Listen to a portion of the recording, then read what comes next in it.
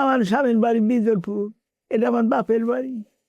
2 ছেলে মেয়ে হচ্ছে, আমার স্বামী বিয়ে করে ওই বললিয়া খাইতো। আমি এটি বাপের লিয়া চলে আসছি। আচ্ছা, মানুষের কাজ কাম করে খাচ্ছি, গরু বরকি পিসে নিজে দুগ্ধান্না করে 2 ছড়া খাচ্ছি। খায় রেখো বাবা, হঠাৎ করে আবার অসুখ আছে, কলে পানি নিচে যায়।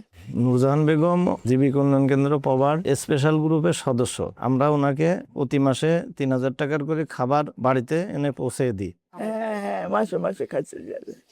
যে আগে খায় ওই বেটা বিটি ওই খাচ্ছে দিত, যে সার দেয়, সার এসে যে কাজে আছে এসে দেয়।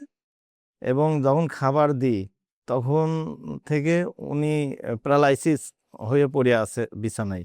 ওনার কাছে প্রথম আমরা যখন আসি তখন জিজ্ঞেস করলাম যে হচ্ছে আপনার কি অবস্থা। বলে স্যার আজকে খাবার খাইলে কালকে যদি ওই বাড়ির থেকে রান্না না করে দেয় তাহলে পরে আমি আর খাওয়ার কোনো থাকে না। আপনার ছেলে মেয়ে কই?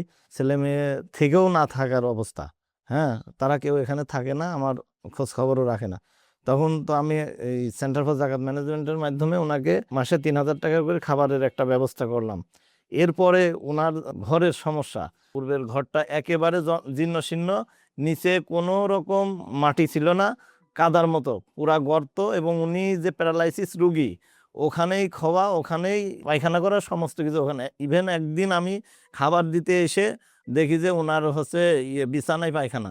তো এইগুলা দেখে আমার খুবই খারাপ লেগেছে। তারপরে আমি অফিসে তার ঘরের জন্য একটা আবেদন করেছি এবং সিজেডএম কর্তৃপক্ষ তাকে 1,30,000 টাকা দিয়ে একটি পরিপূর্ণ ঘর তৈরি করে দিয়েছে এবং সেটা তত্ত্বাবধান আমি নিজে থেকে করেছি। আগে খারাপ হতে পারছে, এখন একটু খারাপ, এটি একটু খাইতে যায়, ওটি বসতে পারি, ওষুধ খানো ভালো হয় না।